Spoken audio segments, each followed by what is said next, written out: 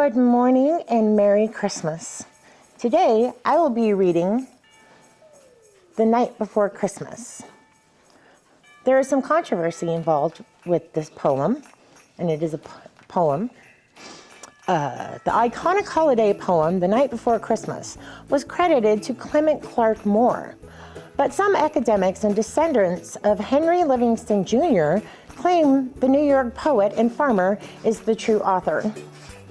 Now, I will leave a link to this story in the description so that you can look into it a little bit more. I thought it was pretty interesting. So, without much more ado, I present to you The Night Before Christmas, 7 Anubis style.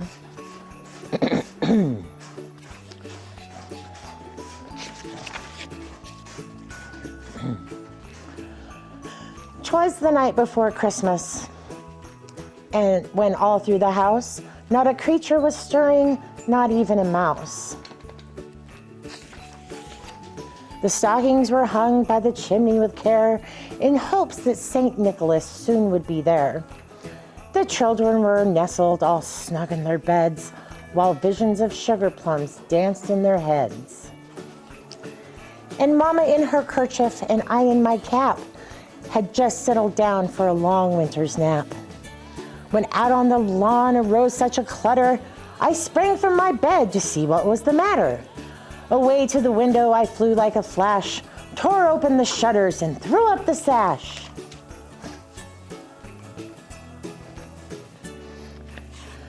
The moon on the breast of the new fallen snow gave a luster of midday to objects below.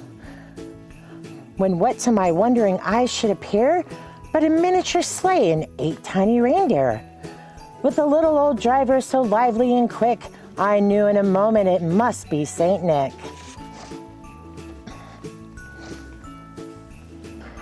More rapid than eagles, his coursers they came, and he whistled and shouted and called them by name.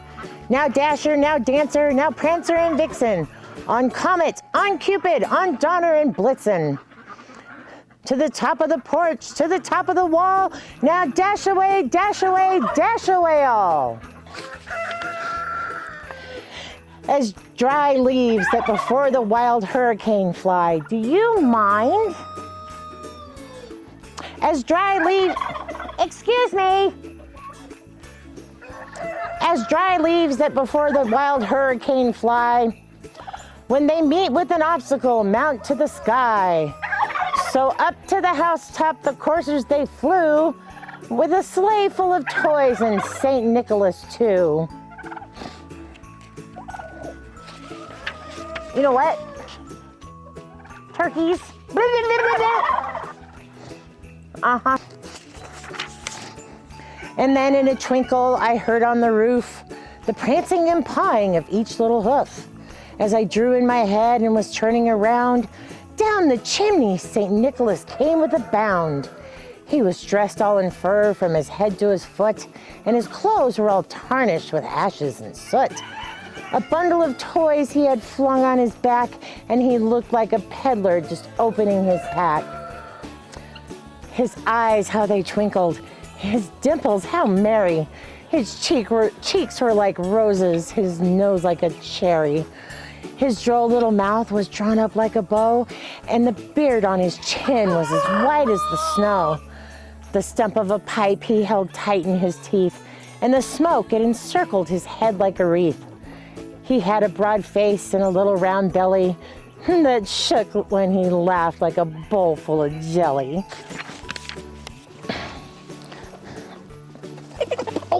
No, okay. Anybody? Anybody gonna let me pick him up and hold him? Hi. What you doing, buddy? Hey.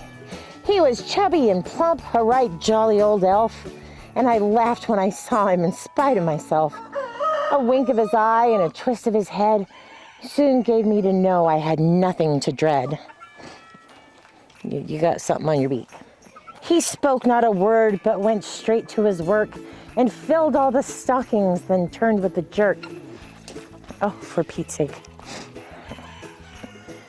And laying his finger aside of his nose, and giving a nod up the chimney he rose. No? You seem very unhappy. You're okay, chicken. He sprang to his sleigh, to his team gave a whistle, and away they all flew like the down on a thistle. But I heard him exclaim as he drove out of sight, "Merry Christmas to all, and to all a good night." Thanks for listening, buddy. Here you go.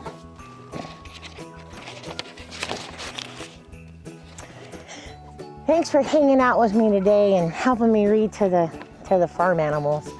Kind of strange, but we're gonna just try and have a nice, quiet Christmas day. We here at Seven News Farms hope you guys get everything you want for Christmas. Get to spend time with the people that you love, and have a really, really good dinner. And thanks for hanging out with us today, and Merry Christmas, folks.